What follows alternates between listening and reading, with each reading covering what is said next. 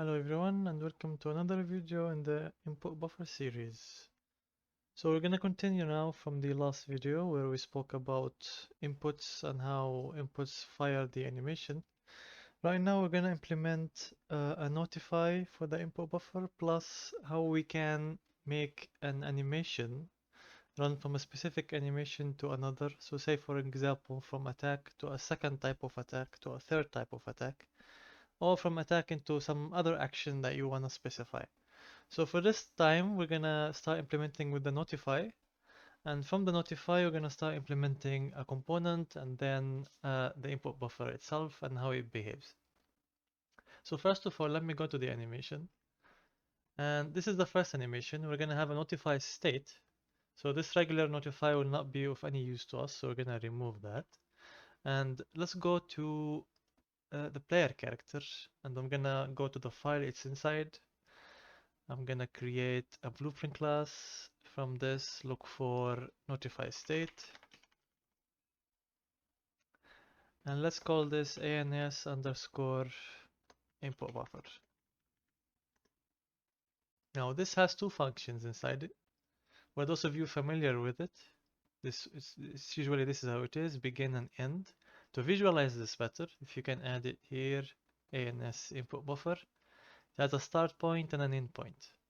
So that's exactly what we want in case of an input buffer. So say for example you hit attack here, that means nothing will happen and the second attack will not fire. However, in the original case, it would actually fire. So we want to expand this all the way here. I'm gonna like experiment later. We'll see, and we will see together how if you click it early, nothing happens, and if you click it in between, it will either instantly fire or just run at the end.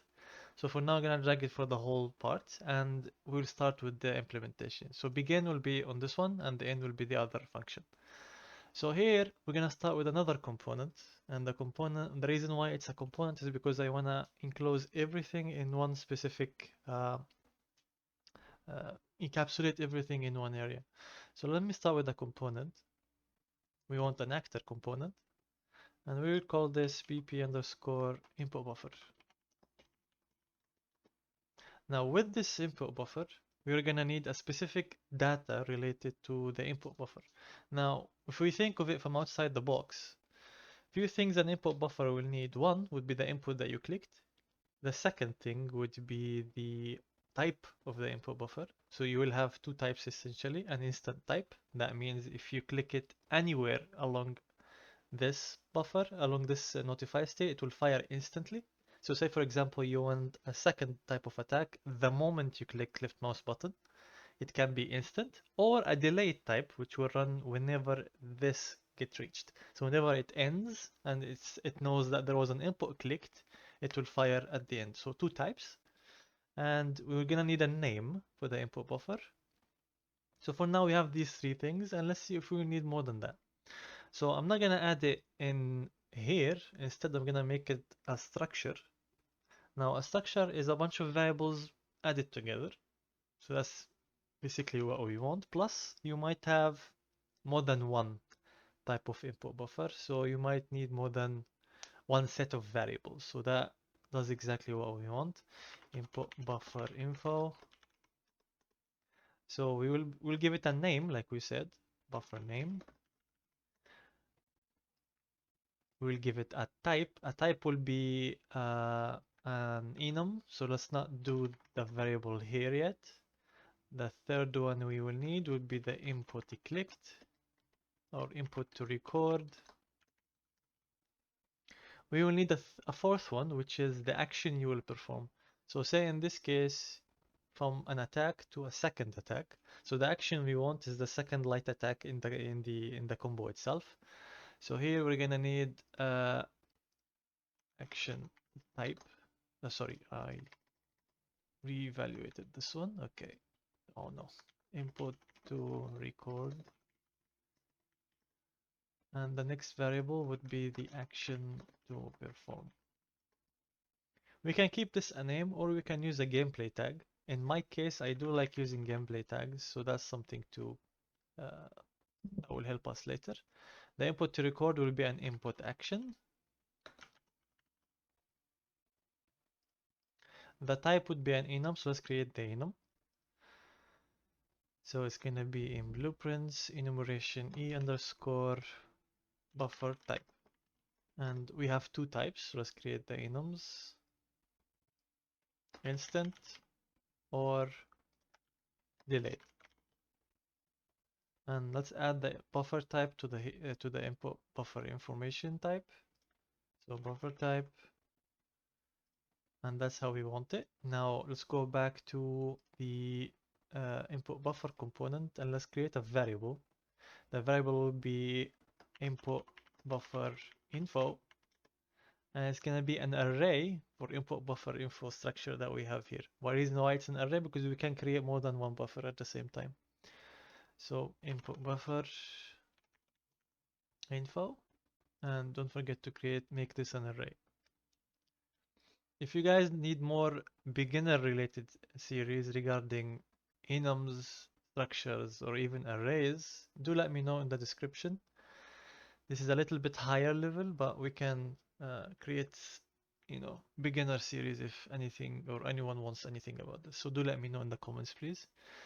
Okay, now coming to this part, we want to create a new type of buffer whenever this thing starts. So let's create a function. Or actually, let me get the component first from the owner. The mesh component here would be the mesh, this mesh literally. And from the mesh, I want to get the owner, which will give me the character of the player. And then I want to get the component by class. And it will be the input buffer component. Let me rename this. Input buffer component. Also, don't forget to go back to the player character and add it here. So go back to components, add an input buffer component. So that means when we go to the owner, which is the player character in this case, it will get the component from it, which is the input buffer component. I want to check if it's valid. And from here, we're going to start doing something. So we want to create a new type of input. Now the input, new type of buffer, sorry. And the buffer we want to create will be based off of this array. So let me create a new function and call it create new buffer.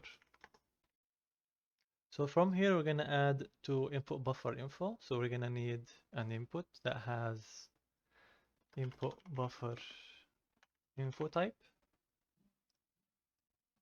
new input buffer info, and we are gonna add to this right away. So add, and that's what we need. And then we're gonna create another function that removes it at the end. So let me create remove input buffer. It must be specified because you will not know the type exactly that you have. Some values might change inside the structure itself, so you're not gonna find it unless you find it by name.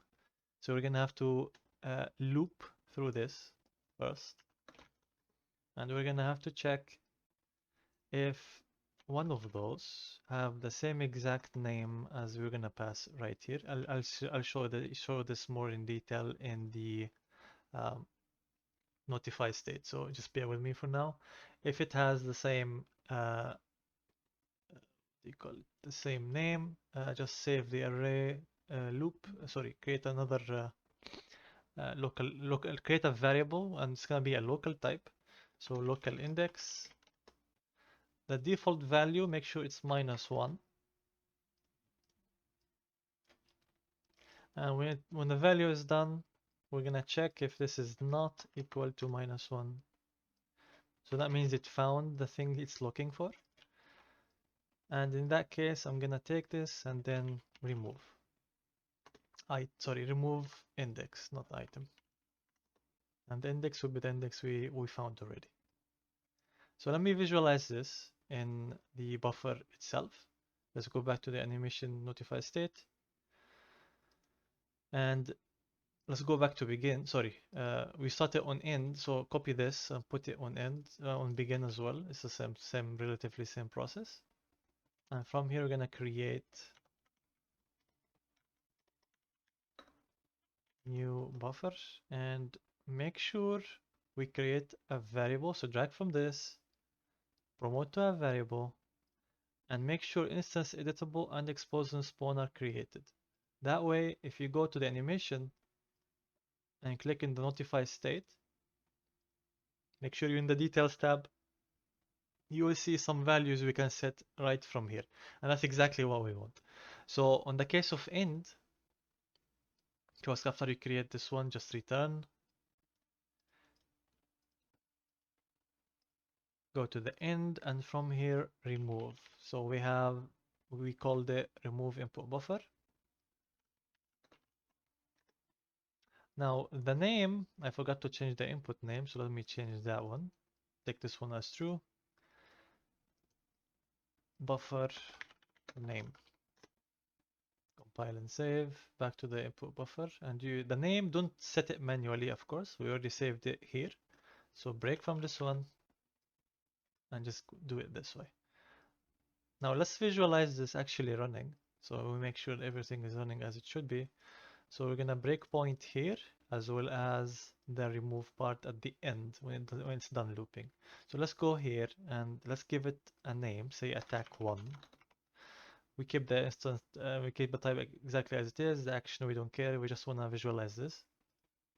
So if I go play, and if you have this part of code already set up, if you don't, add it pretty quickly.